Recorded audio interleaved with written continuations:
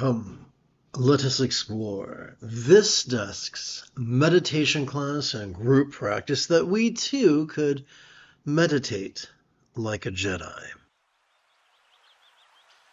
Together, let us relaxingly recite this 15th passage of the Unwaning Victory Banner composed by Vajra, the great Buddhist reformer. Together. Attachment and detachment are only words, just like something in between, like an echo.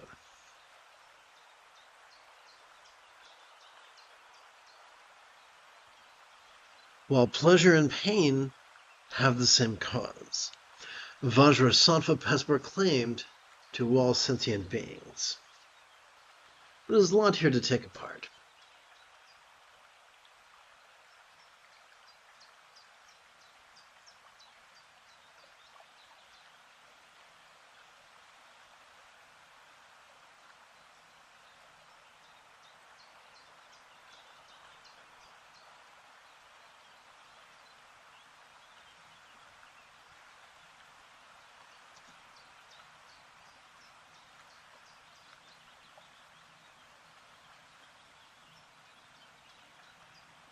So, our job is not to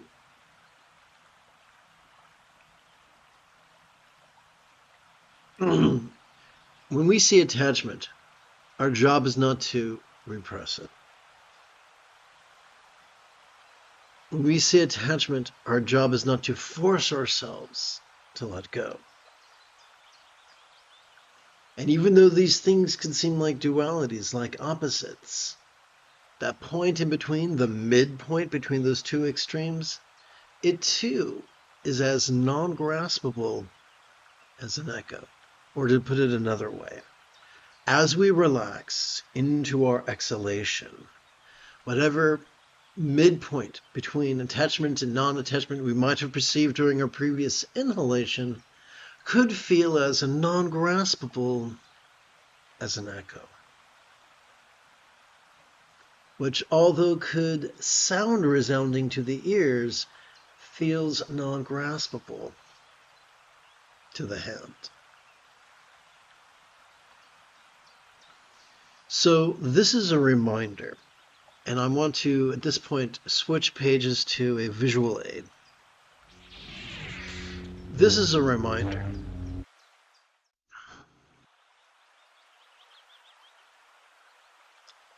that every time we inhale, we automatically access this middle part of our spinal cord that has evolved to help us to notice in a very special way, has evolved to help us to notice vulnerably, passively, viscerally, randomly, and fleetingly. To notice mind's antics of perception, emotion, intention, cognition, recollection, and imagination. To help us to notice all manner of phenomena, from the external to the internal, from the physical to the mental, from the pleasurable to the painful, from the interesting to the boring, from the glorious to the grotesque. Now, we talked about the middle part of our spinal cord. Every time we exhale, we have evolved to effortlessly access each end of our spinal cord, kind of like bookends on a shelf. And these have evolved to help us to physically relax and mentally release to such a degree that that which we noticed during our previous inhalation could fleetingly feel less stressful, less permanent, and even less defining. So, one of the things we noticed with this part of the visual aid here is the word passively. We're to notice passively. We're not to actively analyze what's going on and select a remedy the way a mechanic might select just the right socket for his wrench. We only have one remedy, and that is noticing and relaxing in harmony with our inhalation and our exhalation. Now, We don't have to force this process. In fact, it works best if we don't force it, but merely passively cooperate with it. The easiest way to do that, to align our will with the natural processes of our central nervous system, is to silently and mentally recite the demonstrative pronoun this during each inhalation, as well as the one-syllable verb ease during each exhalation.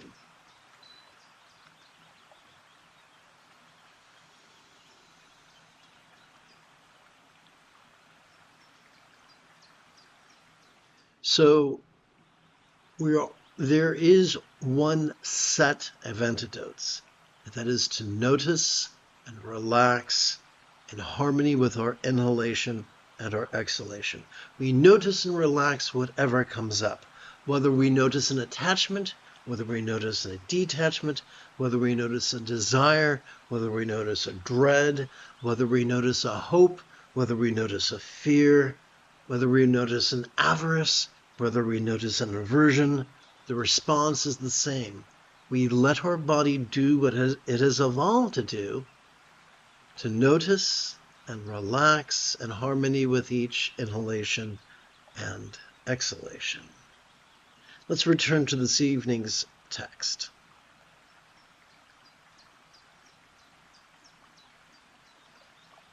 Attachment and detachment are only words. They're just labels. And like all labels, they're just a bunch of hot air, resounding yet void like an echo.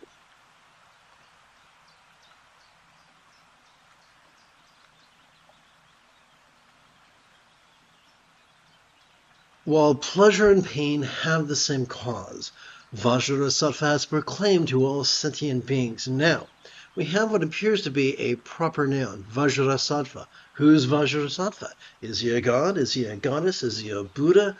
What's the deal with Vajrasattva? If you were to ask someone, now to answer that question, I need to switch visual aids for a moment.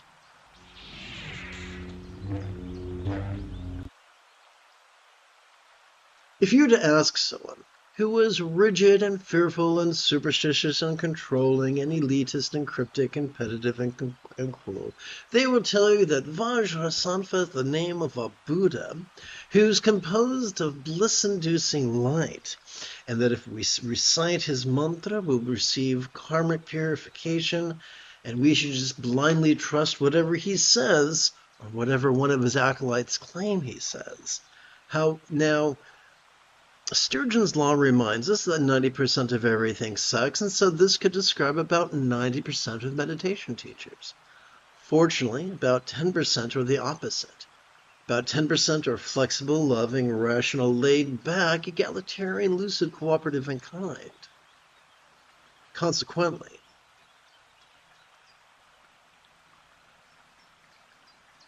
when one of these flexible individuals thinks of Vajrasattva, they think of merely an archetype whose Vajra reminds us of mindfulness and whose bell reminds us of meditation. And they translate his name into English as diamond, mind, and then explain. By playing, by cooperating with our body's natural processes to notice and relax, at least for 5 minutes, once every 12 hours or so, our mind will experience diamond-like strength, diamond-like resilience, our ability to experience peace and love will be as resilient as a diamond is strong. Does that mean we'll never experience anything other than peace and love? No. But it means we will be able to return to it through the natural process of mindfulness and meditation.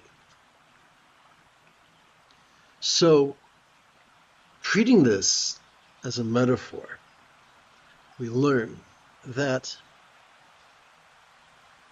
as we breathe in, we learn that the regular practice of authentic mindfulness and meditation teach us that although as we breathe in, pleasure and pain could seem quite different, as we relax into our exhalation, pleasure and pain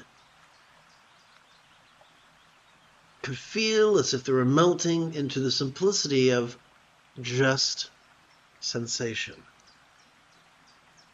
They melt into the simplicity of ultimate sameness. For that to make even more sense, once again, I'm going to have to shift visual aids.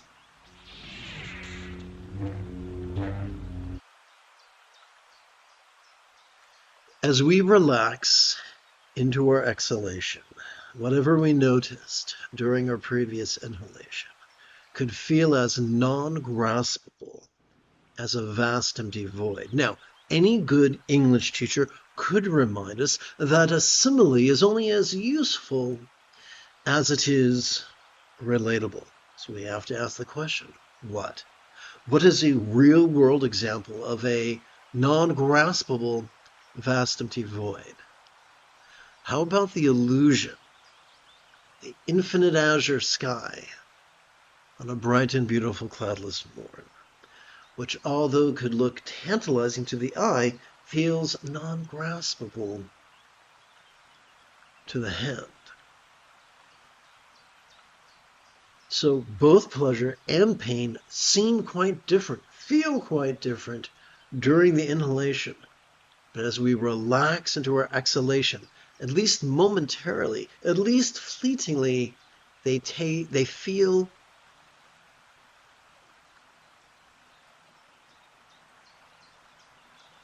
less stressful, less permanent, less tantalizing, less defining, less solid.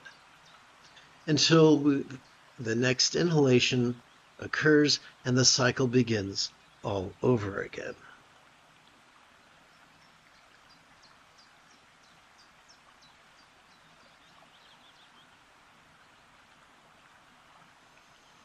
So let's tie this up in a big red bow. Duality is natural. As we breathe in, we notice dualities, we notice opposites, such as attachment and detachment, such as pleasure and pain. As we relax into our exhalation, we are viscerally able to let go of those dualities, at least a little bit, at least for a few moments. The purpose of mindfulness and meditation is not to change what we experience. Is to simply help us become the people that our dogs already think we are.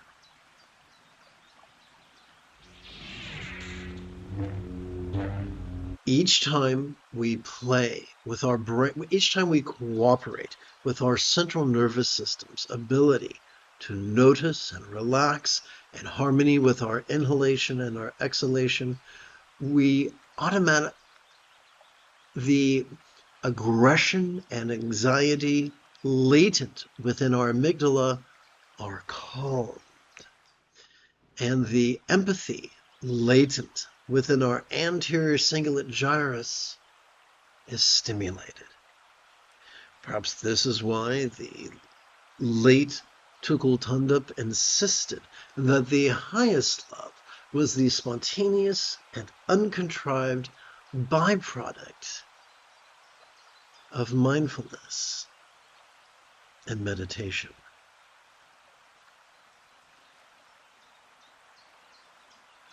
In our underbrain, there are two circuits. There is a dopamine-oriented circuit, which rewards with short-term pleasure for survival functions. But there's a secondary circuit that is oxytocin-oriented, and it rewards with long-term fulfillment for our various acts of cooperation. The more we cooperate with our central nervous system's tendencies to notice and relax, the more peaceful, loving, and fulfilling our life becomes. It's still hot in the summer. It's still cold in the winter. We still experience the full spectrum of perceptions, emotions, intentions, thoughts, memories, and imaginings. But the overall flavor of our life becomes that much sweeter.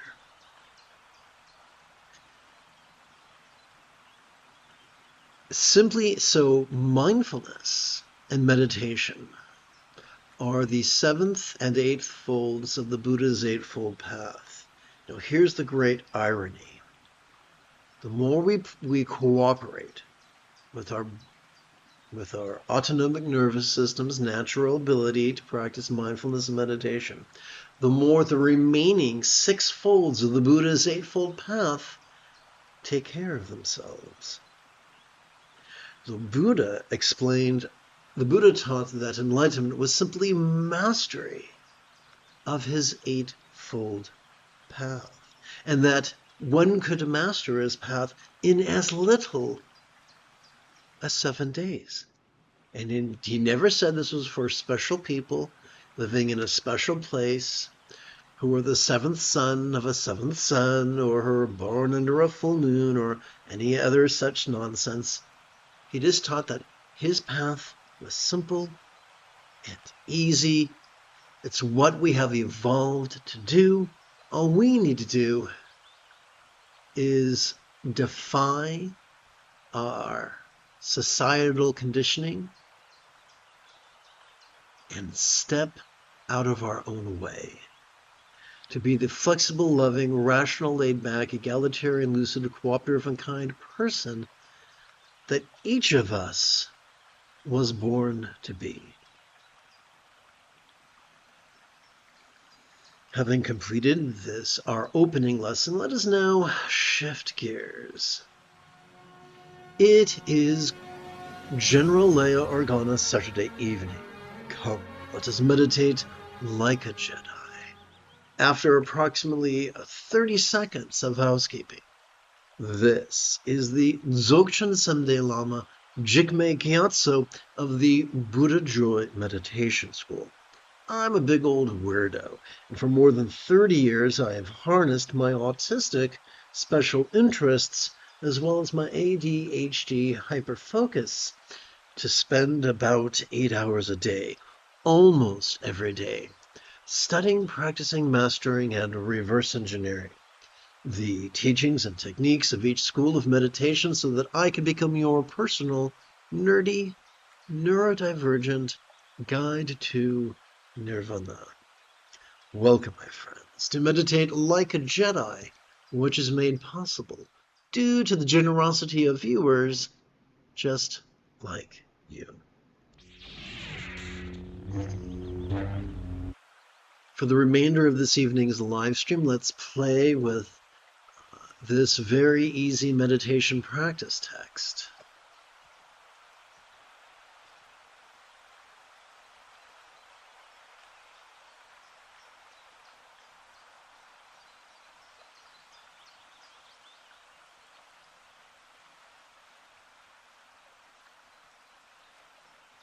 A very efficient way for us to keep track of, for us to begin keeping track of our first collection of 144 inhalations is for us to rest the great knuckle at the base of our right middle finger upon the tip of our left middle finger, palms up in our lap.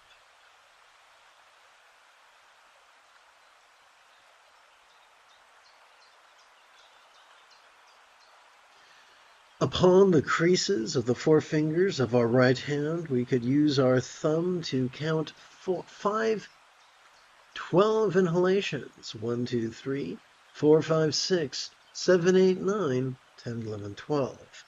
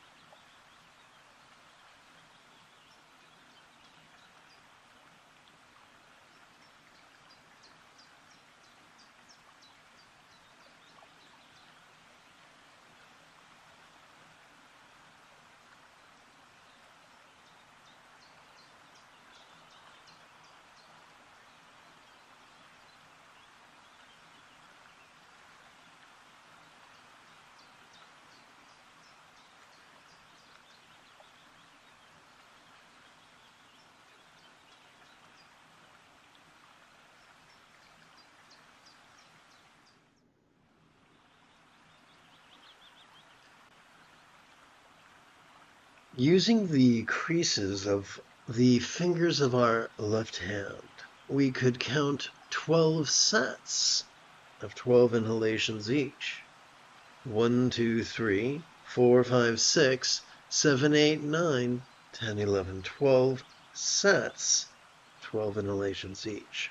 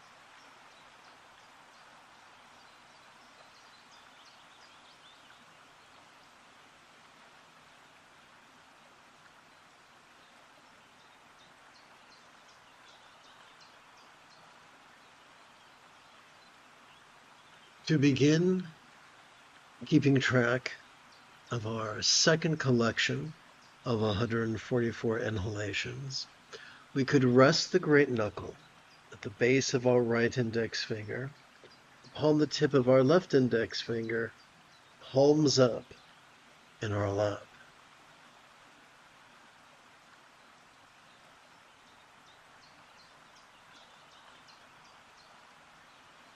We could use our right thumb to count the creases of our right fingers so that we could keep track of 12 inhalations. 1, 2, 3, 4, 5, 6, 7, 8, 9, 10, 11, 12.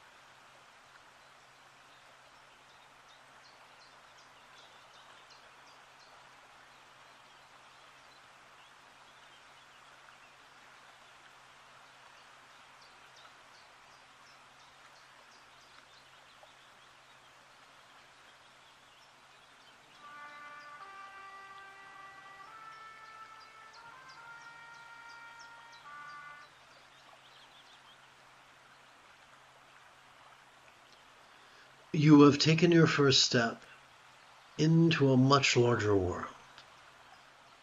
If you feel that I have earned it, you could give this live stream a thumbs up. You could even help support this channel. Whoopsie. In about 11 hours, I would very much like to return to lead tomorrow's dawn meditation class and group practice. And if you are as geeky as me, may the Force be with you always.